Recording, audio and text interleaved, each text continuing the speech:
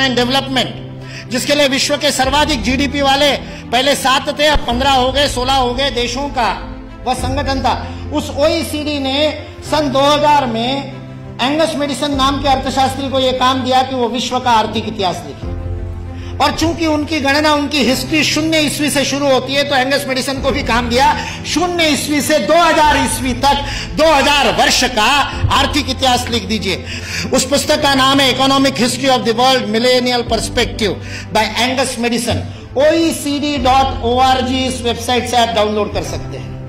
2000 वर्ष का आर्थिक इतिहास लिखा है एंगस मैडिसन ने। और वह एंगस मैडिसन कहता है कि पहले 1500 वर्ष 0 ईस्वी से लेकर के 1490 तक 99 तक सारे विश्व के जीडीपी में लगभग 2/3 66% योगदान देने वाला देश कोई था तो वो भारत देश था।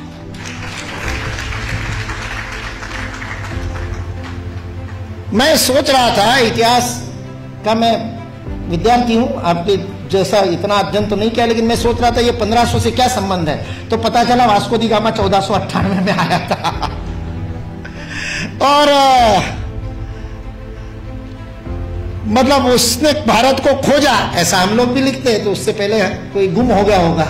जो गुम हुआ भारत था वो विश्व के 2/3 जीडीपी को प्रोड्यूस करने वाला, और केवल प्रोड्यूस करने वाला नहीं, विश्व को समृद्धि का अवदान देने वाला, वितरण करने वाला। विल ड्यूरांड अमेरिकन इतिहासकार है, 11 खंडों में उसने लिखी है हिस्ट्री ऑफ सिविलाइजेशन। वह विल ड्यूरांड लिखता है सारे विश्व को संपदा का वितरण करने वाला कोई देश होगा तो वह देश भारत देश है। वितरण शब्द प्रयोग किया है, लेन देन नहीं, वितरण करने वाला देश। सारे दुनिया में हमारे व्यापारी जाते थे।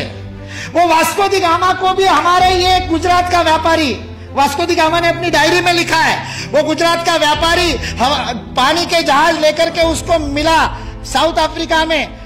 उसको तो भारत मिला नहीं था, इसने कहा अच्छा भारत खोज रहे हैं, चलो मैं ले चलता हूं। उसको मसाले भरने थे, इससे वो कालीकट गया, इससे वास्को दी गामा को कालीकट ले गया, नहीं तो भरूच ले आता गुजरात में। फिर हमारे इतिहास वाले लिखते कि वास्को दी गामा भारत को खोजता खोजता भरूच पहुंच गया। वास्को दी गामा को भारत के व्यापारी कान्हा भाई ने खोजा, मिल गया, और उसको कहते हैं भारत खोज रहे, चल भाई मैं दिखाता हूं, चल मेरे साथ, और साथ में ले। ये वास्को दी गामा ने अपनी डायरी में लिखा है, वो बेईमान नहीं है, उसको छिपा करके इतिहास की किताबें लिखने वाले बेईमान। वास्को दी गामा की डायरी का उद्धरण दिए बिना हमारे को गलत इतिहास पढ़ाने वाले बेईमान है। वास्को दी गामा ने तो ईमानदारी से लिखा है, उसने ये भी लिखा है कि उस कान्हा भाई के जहाज मेरे जहाजों से कई गुना अधिक प्रगत थे। 40 खेने वाले लगाने के बाद भी मेरे जहाज को उतनी गति नहीं थी, जो उससे 3 गुना बड़े 3 मंजिल वाला जिसके ऊपर डेक था, ऐसे जहाज को केवल 16 नाविक खेते थे। ऐसा कान्हा भाई का जहाज था। भारत की विज्ञान और तकनीकी की स्थिति, अंग्रेज इस देश में आए तब सारे विश्व से अधिक उन्नत थी। ये अंग्रेजों में से कुछ ईमानदार इतिहासकारों ने लिख करके रखा।